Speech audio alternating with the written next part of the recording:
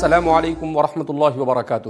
نماز دین کا اہم ترین رکن ہے، مگر دنیا کی گہمہ گہمی میں ہم نے نماز کو کما حقہ پڑھنا چھوڑ دیا۔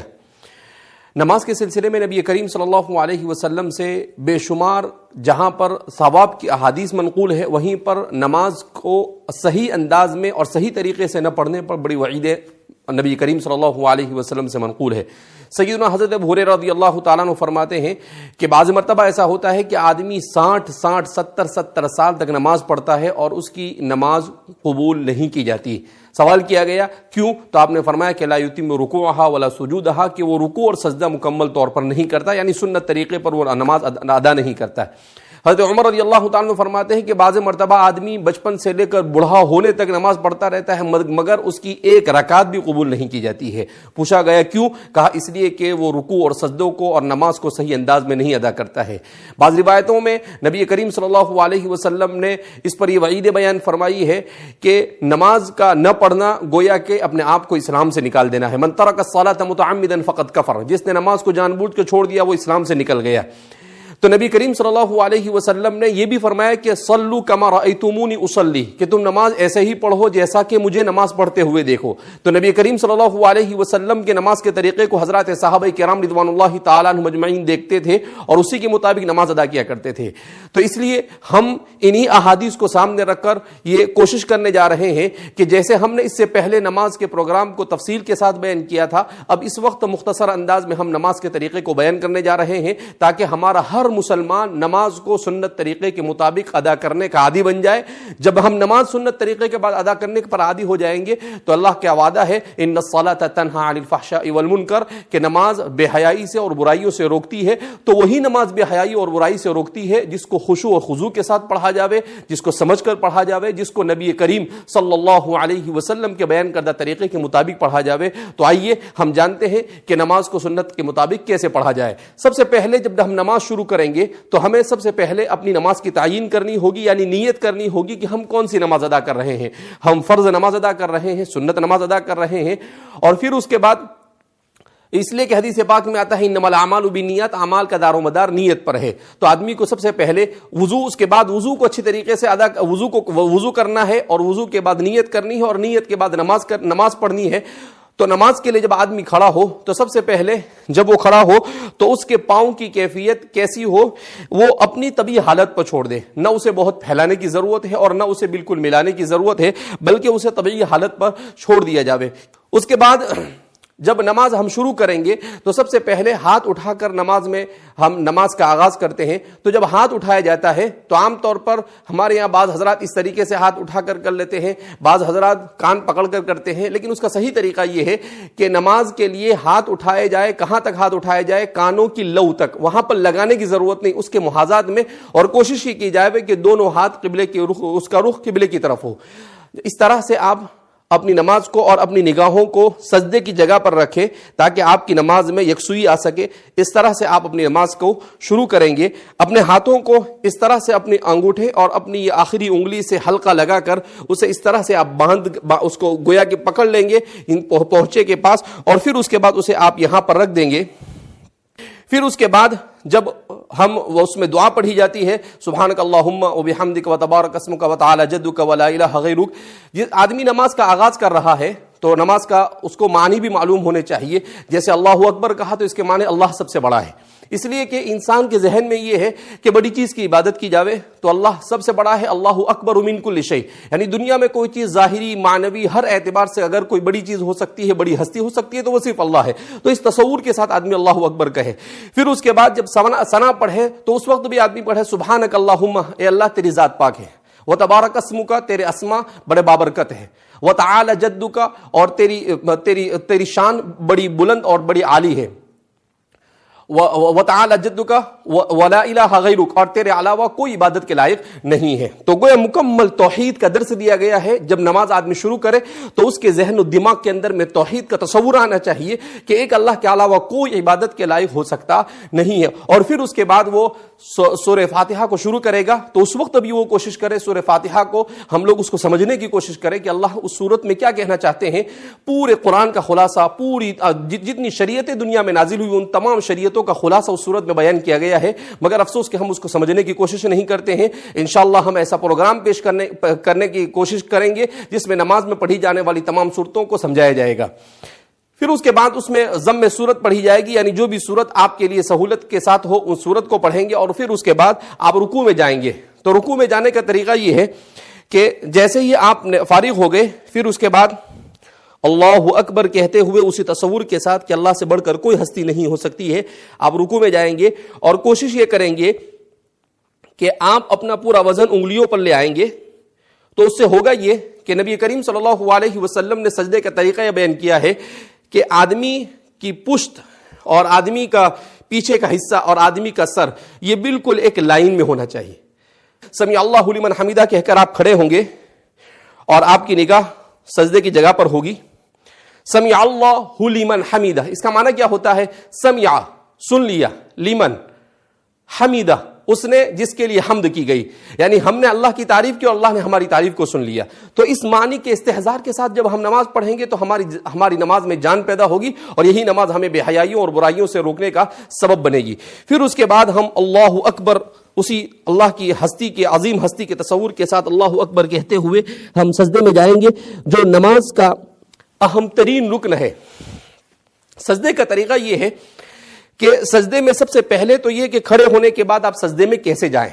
आमतौर पर बड़ी गलतियां होती है इसमें। बाद हजरात इस तरीके से पहले अपने हाथ डाल लेते हैं, बाद हजरात ऐसे बैठ जाते हैं और फिर उसके बाद सजदा करते हैं। तो उसका सही तरीका ये है कि आप जैसे खड़े हैं ऐसे सीधे ही आप नीचे आएंगे और नीचे आने के बगैर किसी स्टॉप के और बगैर किसी रुके हुए आप सजदे के अंदर में चले जाएंगे। और जब सजदे में जाएंगे, जैसा कि हम आपको कर बताते हैं,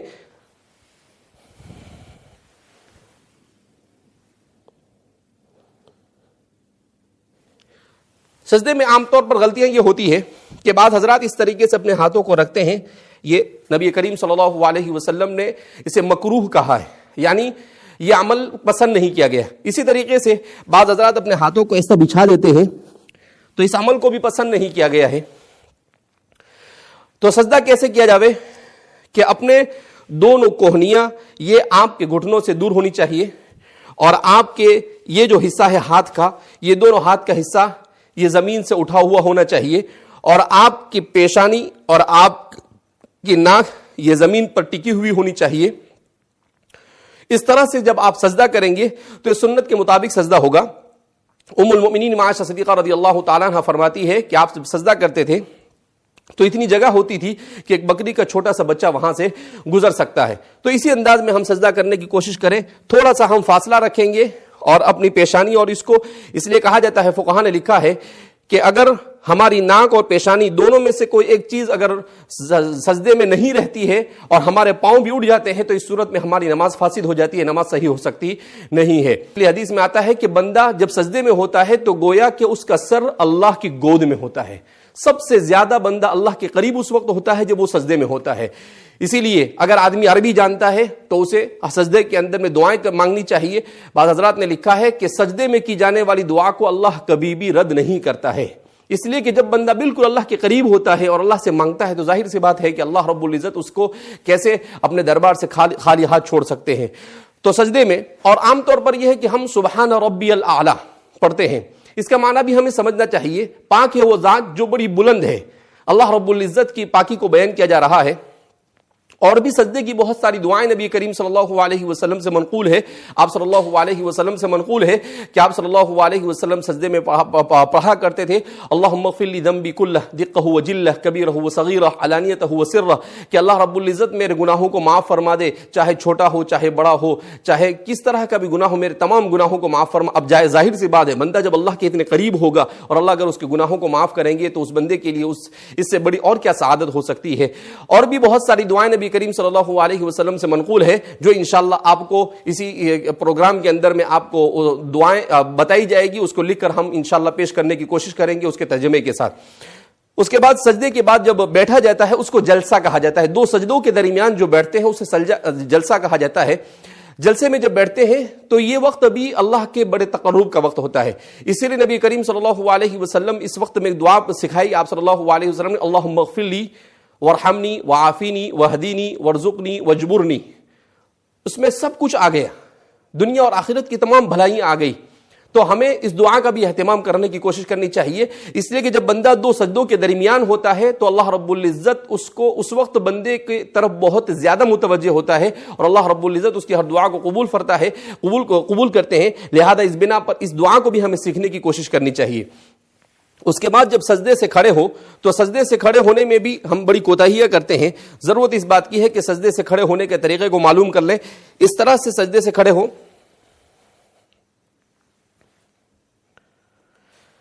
بہت سارے لوگ جب سجدے سے کھڑے ہوتے ہیں تو بعض مرتبہ ہاتھ سے سہارا لیتے ہیں. ٹھیک ہے, اگر آدمی بڑی عمر کا ہے, اسے کوئی تکلیف ہے, کوئی عذر ہے تو وہ کر سکتا ہے, لیکن جن کو کوئی عذر نہیں ہے انہیں تو سجدے سے سیدھا اسی طریقے سے کھڑے ہو جانا ہے. اسی لیے فرماتے ہیں کہ سنت طریقے کے مطابق اگر آدمی نماز پڑھتا ہے تو بے شمار ہڈی کی بیماریوں سے بھی اللہ اس کی حفاظت فرماتے ہیں, بے شمار خون کی بیماریوں سے بھی اللہ اس کی حفاظت فرماتے ہیں. آج کی سائنس نے ان تمام چیزوں کو تسلیم کیا ہے, تو دنیا آخرت کا ثواب تو ملنا ہی ہے, دنیا کی بھلائیاں اور سعادتیں بھی ملنی ہی ہے, اور اسی کے ساتھ ساتھ اللہ رب العزت نماز کی اس برکت سے ہمیں صحت کی بھی بہت ساری نعمتوں سے مالا مال اللہ رب العزت مالا مال کریں گے اگر ہم نے سنت طریقے کے مطابق نماز پڑھی. تو اس طرح سے جب سجدے سے کھڑے ہو تو بالکل سیدھے کھڑے ہو جاوے, اور پھر اس کے بعد جب ہم قاعدے میں بیٹھتے ہیں تو ہمیں اپنا ہاتھ بعض مرتبہ بعض لوگ یہاں پر رکھتے ہیں, بعض یہاں رکھتے ہیں, اسے اس کی حالت پر درمیان میں چھوڑ دیا جاوے, اور اس طرح سے کیا جاوے کہ اشہد ان لا الہ کے وقت انگلی کو اٹھائے. بعض مرتبہ ایسا ہوتا ہے کہ بعض لوگ بہت اوپر اٹھا لیتے ہیں, بعض لوگ بالکل کم اٹھاتے ہیں, تو اس کا صحیح طریقہ یہ ہے کہ اتنی اٹھائی جاوے کہ جتنا قبلے کی طرف اس کا رخ ہو سکے. قائد اخیرہ میں جب ہم بیٹھتے ہیں تو تحیات پڑھی جاتی ہے, درود شریف پڑھا جاتا ہے, اس کے بعد دعا پڑھی جاتی ہے. اس کے سلسلے میں احادیث میں آتا ہے کہ جو دعا اس وقت کی جاتی ہے اس کو بھی اللہ رب العزت قبول کرتے ہیں. لہذا آدمی کم سے کم ربنا آتنا فی الدنیا حسنہ وفی الآخرۃ حسنہ پڑھے, اور اپنا دنیا کا جو بھی مقصد ہے اس کا تصور بھی کرے, تو انشاءاللہ امید کی جاتی ہے کہ اللہ رب العزت اس تمام تمناؤں کو پورا فرمائیں گے. اس کے بعد جب سلام پھیرا جاتا ہے تو عام طور پر ہم کوتاہی کرتے ہیں کہ بعض حضرات اس طرح سے سلام پھیرتے ہیں, پوری دنیا کو دیکھتے رہتے ہیں. ضرورت اس بات کی ہے کہ سلام جب پھیرا جائے تو ہم اپنی نگاہوں کو اپنے کاندھوں پر رکھیں اور اس طریقے سے سلام پھیریں, السلام علیکم ورحمۃ اللہ. اس کا مطلب ہوتا ہے سلامتی ہو میرے ان تمام بھائیوں کی طرف جو میرے اس جانب ہے, اور ان فرشتوں کی طرف جو اس جانب ہے, السلام علیکم ورحمۃ اللہ. اس کا مطلب یہاں پر بھی. تو اس طرح سے نماز کے وقت کوشش یہ ہونی چاہیے کہ آدمی نماز پڑھتے وقت اپنی نگاہوں کی بھی اچھی طرح سے حفاظت کرے, اپنی نگاہوں کو جہاں پر رکھنا ہے وہیں پر رکھے. دعا میں بھی یہ ہوتا ہے کہ ہمارے یہاں پر عام طور پر جب دعا کرتے ہیں تو دعا میں بعض حضرات اس طرح سے اپنے منہ کو چھپا دیتے ہیں, بعض حضرات دعا میں, لیکن اس کا صحیح طریقہ یہ ہے کہ اپنے ہاتھ کو سینے کے سامنے رکھا جاوے اور اس طرح سے کھلا رکھا جاوے اور اللہ رب العزت سے مانگا جاوے. اور نماز کے بعد جو دعا کی جاتی ہے اللہ رب العزت ان دعاؤں کو قبول کرتے ہیں. نماز کے بعد بہت سارے اذکار ہیں, تسبیحات کا پڑھنا جس کی بھی بڑی فضیلتیں وارد ہوئی ہے. بہرحال ہم نے یہ کوشش کی ہے کہ مختصر وقت میں نماز کے جامع طریقے کو آپ حضرات کے سامنے بیان کیا جائے. امید کی جاتی ہے کہ آپ حضرات اس کی طرف توجہ دیں گے اور رمضان مبارک کے اس مقدس مہینے میں اسی انداز میں نماز کو پڑھنے کی کوشش کریں گے. اگر آپ کو اس سلسلے میں کوئی سوال بھی کرنا ہو تو آپ سوال کر سکتے ہیں. انشاءاللہ آپ کو سنت کے مطابق نماز پڑھنے کے سلسلے میں جتنا بھی تعاون ہو سکتا ہے ہم انشاءاللہ کرنے کے لیے تیار ہیں. اللہ رب العزت ہمیں نبی کریم صلی اللہ علیہ وسلم کی سنت کے مطابق نماز کا اہتمام کرنے کی اور نماز پڑھنے کی توفیق مرحمت فرمائے, اور دنیا اور آخرت کی سعادتوں سے ہم سب کو اللہ بہرور فرمائے. والسلام علیکم ورحمۃ اللہ وبرکاتہ.